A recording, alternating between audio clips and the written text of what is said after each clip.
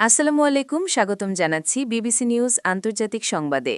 শুরুতেই সংবাদ শিরোনাম, এরপর বিস্তারিত। ইরানের বিক্ষোভ দমনে ছাদ থেকে ছোড়া হয় গুলি। ইরানের পরিস্থিতি খারাপ হলে কঠোর হবে তুরস্ক। মার্কিন ও ইসরায়েলি ক্ষেপণাস্ত্র হামলার শঙ্কায় ইরান। মার্কিন নির্ভরতা কমাতে চায় ইসরায়েল, আসছে ১০ বছরের চুক্তি। দর্শক, এতক্ষণ শুনছিলেন সংবাদ শিরোনাম। এখন বিস্তারিত। আপনি যদি ইসরায়েলের ধ্বংস চান এবং মুসলিমদের পাশে থাকেন, তাহলে ভিডিওতে লাইক করে চ্যানেলটি অবশ্যই সাবস্ক্রাইব করে দিবেন এবং আপনার মূল্যবান মতামত অবশ্যই কমেন্টে লিখে জানিয়ে দিবেন। এখন বিস্তারিত। ইরানে বিক্ষোভ দমনে ছাদ থেকে ছোড়া হয় গুলি। ইরানে সরকার বিরোধী বিক্ষোভ দমনে ব্যাপক সহিংসতার ঘটনা ঘটেছে। এতে কয়েক হাজার মানুষ মারা গেছেন বলে নিশ্চিত করেছে দেশটির কর্তৃপক্ষ। তবে আন্তর্জাতিক সংস্থাগুলো বলছে নিহতের সংখ্যা ২০,০০০ ছাড়িয়ে যেতে পারে। দেশটির বিক্ষোভ দমন নিয়ে যখন আলোচনা চলছে, তখন চাঞ্চল্যকর কয়েকটি ভিডিও ভাইরাল হয়েছে। সেখানে দেখা যাচ্ছে কয়েকজন স্নাইপার ছাদের ওপর উঠে বিক্ষোভকারীদের দিকে গুলি ছুড়ছেন। তেহরানের একটি হাসপাতালে কয়েকটি লাশের স্তূপও দেখা গেছে। বিবিসি ভেরিফাই জানিয়েছে, ইরানে চলমান বিক্ষোভের পরিস্থিতি রিপোর্ট করা কঠিন হয়েছে, কারণ সরকার প্রায় সম্পূর্ণ ইন্টারনেট ব্লক করেছে। ৮ জানুয়ারি থেকে দেশজুড়ে প্রায় সম্পূর্ণ ইন্টারনেট ব্লক থাকলেও কিছু মানুষ স্টারলিংক স্যাটেলাইট ইন্টারনেট বা ভিপিএন ব্যবহার করে সীমিতভাবে অনলাইনে প্রবেশ করছে। অর্থনৈতিক সমস্যার কারণে আরও ভিডিও সামনে আসার সম্ভাবনা রয়েছে। নতুন ভিডিওগুলো ৮ ও ৯ জানুয়ারি তোলা হয়েছে বলে ধারণা বিবিসির। ওই সময়ে ইরানে হাজারো মানুষ দেশজুড়ে বিক্ষোভে অংশ নিয়েছিল। ভিডিওতে দেখা গেছে তেহরানের তেহরান পার্স হাসপাতালে অন্তত ৩১টি মৃতদেহের স্তূপ এবং হাসপাতালের প্রবেশপথে ৭টি বডি ব্যাগ রাখা। পশ্চিম তেহরানে একটি হাইওয়েতে শত শত মানুষ বিক্ষোভ করছে, যেখানে গুলির শব্দে আতঙ্ক ছড়ায়। বিক্ষোভকারীরা সিসিটিভি ক্যামেরা ক্ষতিসাধনের মাধ্যমে নজরদারি এড়ানোর চেষ্টা করছে। দেশটির কেরমান শহরে ভিডিওতে দেখা গেছে ছাদের ওপরে থাকা সশস্ত্র ব্যক্তিরা অস্ত্র নিয়ে গুলি চালাচ্ছে। উত্তর পূর্বের শহর মাশহাদে ছাদের ওপর ২ জন ব্যক্তির উপস্থিতি ধরা পড়েছে। একজন বড় রাইফেল হাতে ও ফোনে কথা বলছে। ইরানের পরিস্থিতির খারাপ হলে কঠোর হবে তুরস্ক। ইরানের চলমান পরিস্থিতি আরও বাজে হলে তুরস্ক সীমান্তে একটি বাফার জোন স্থাপনের পরিকল্পনা করছে।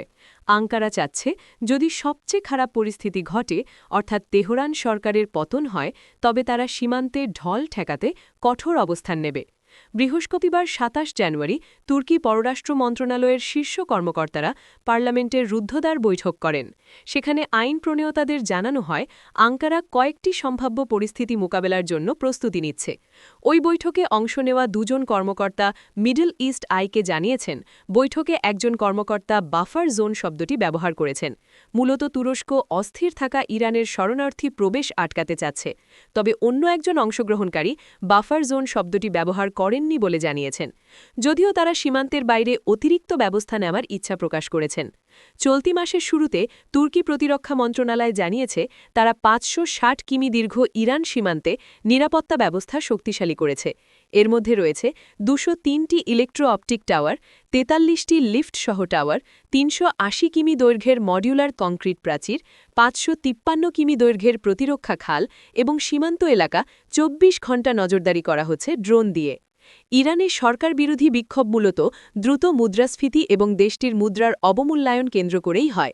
কিছু বিক্ষোভ সহিংসতা করলেও বিভিন্ন তদন্ত ও ফুটেজ দেখায় যে তেহরান সরকার অতিরিক্ত শক্তি ব্যবহার করেছে। এছাড়াও ইন্টারনেট বন্ধ করা হয়েছে, সেখানে হাজারো মানুষকে আটক করা হয়েছে, মারা গেছেন কয়েক হাজার। তবে এর মাঝে মার্কিন যুক্তরাষ্ট্রের হামলার একটি চাপ আছে। মার্কিন ও ইসরায়েলি ক্ষেপণাস্ত্র হামলার শঙ্কায় ইরান। মধ্যপ্রাচ্যে বিমানবাহী রণতরী ইউএসএস আব্রাহাম লিঙ্কন মোতায়েনের পর সতর্ক অবস্থানে রয়েছে ইরান। দেশটি শঙ্কা করছে, মার্কিন ও ইসরায়েলি ক্ষেপণাস্ত্র হামলা হতে পারে। দ্য গার্ডিয়ান জানিয়েছে, মার্কিন নৌবহরটি ইরানকে আঘাত করার জন্য পর্যাপ্ত দূরত্বে রয়েছে। বিশ্লেষকরা মনে করছেন, হামলার মূল লক্ষ্য হবে ইরানের রাজনৈতিক নেতৃত্ব, যাতে দেশটির জনগণ পুনরায় রাস্তার বিক্ষোভে নামে এবং অভ্যন্তরীণ চাপ সৃষ্টি করে। তবে সরাসরি ইরানের ক্ষেপণাস্ত্র বা পারমাণবিক প্রোগ্রাম দুর্বল করা এই হামলার লক্ষ্য হবে না। ইরানের সুপ্রিম ন্যাশনাল সিকিউরিটি কাউন্সিলের সচিব আলী লারিজানি যুক্তরাষ্ট্রের এই উদ্যোগকে সামাজিক সংহতি ভাঙার কৌশল হিসাবে বর্ণনা করেছেন। তিনি বলেছেন, বিক্ষোভকারীরা অস্ত্র নেওয়ার চেষ্টা করলে এটি গৃহযুদ্ধের উস্কানি হতে পারে। দেশটির পররাষ্ট্র মন্ত্রণালয়ের মুখপাত্র ইসমাইল বাঘাই বলেন, যুক্তরাষ্ট্রের সঙ্গে কূটনৈতিক চুক্তির আলোচনা হচ্ছে, এটি মিথ্যা। ইরানের সেনাবাহিনী প্রতিটি পদক্ষেপ সতর্কতার সঙ্গে পর্যবেক্ষণ করছে এবং কোনো আগ্রাসনের ক্ষেত্রে সম্পূর্ণ ও শক্তিশালী প্রতিক্রিয়া দেওয়া হবে। 2 সপ্তাহ আগে ট্রাম্প ইরানের ওপর হামলা চালানো থেকে বিরত ছিলেন, তবে ইরানি বিক্ষোভকারীরা মার্কিন সহায়তার প্রতিশ্রুতি পূরণ না হওয়ায় অসন্তুষ্ট। মানবাধিকার সংস্থা অনুযায়ী বিক্ষোভে ইতোমধ্যেই কয়েক হাজার মানুষ মারা গেছেন, অনেককে মৃত্যুদণ্ড দেওয়া হতে পারে। তবে মধ্যপ্রাচ্যের সংযুক্ত আরব আমিরাত সহ কিছু দেশ ঘোষণা দিয়েছে তারা তাদের আকাশসীমা বা সমুদ্রসীমা ব্যবহার করে হামলার অনুমতি দেবে না, যদিও মার্কিন বিমানবাহী স্ট্রাইক গ্রুপটি ভূমধ্যসাগরে অবস্থান করছে। এই কারণে অনেক তৃতীয় পক্ষের অনুমতি ছাড়াই হামলা সম্ভব। মার্কিন নির্ভরতা কমাতে চায় ইসরায়েল, আসছে 10 বছরের চুক্তি।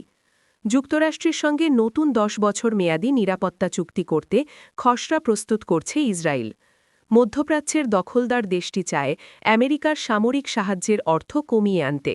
এই লক্ষ্যে খুব দ্রুত তারা প্রস্তাবনা রাখবে। মঙ্গলবার 27 জানুয়ারি ফিনান্সিয়াল টাইমসকে দেওয়া সাক্ষাৎকারে এমন দাবি করেছেন ইসরায়েলের সামরিক ও প্রতিরক্ষা মন্ত্রণালয়ের প্রধান আর্থিক উপদেষ্টা পদ থেকে সরে দাঁড়ানো গিল পিঞ্চাস। তিনি বলেন, প্রস্তাবনাটি নিয়ে আগামী কয়েক সপ্তাহের মধ্যে আলোচনা শুরু হতে পারে। সেই আলোচনায় মূল বিষয়ে থাকবে নগদ অনুদানের চেয়ে যৌথ সামরিক ও প্রতিরক্ষা প্রকল্পের গুরুত্ব। পিঞ্চাস বলেন, এই চুক্তি শুধু আর্থিক হিসাব নয়, বরং সামগ্রিক অংশীদারিত্বই বেশি গুরুত্বপূর্ণ। এখানে এমন অনেক বিষয় রয়েছে যেগুলোর মূল্য অর্থের সমান। বিষয়টি আরও বিস্তৃতভাবে দেখতে হবে। এ বিষয়ে মন্তব্য জানতে রয়টার্সের পক্ষ থেকে যোগাযোগ করা হলে যুক্তরাষ্ট্রের পররাষ্ট্র দপ্তর তাৎক্ষণিকভাবে কোনো প্রতিক্রিয়া জানায়নি। তবে পিঞ্চাস জানিয়েছেন, যুক্তরাষ্ট্র থেকে বর্তমানে প্রতি বছর $3.3 বিলিয়ন সরাসরি আর্থিক সাহায্য পায় ইসরায়েল, যার মাধ্যমে মার্কিন অস্ত্র কেনা হয়। ইসরায়েল চাচ্ছে সেটি ধীরে ধীরে কমিয়ে আনতে।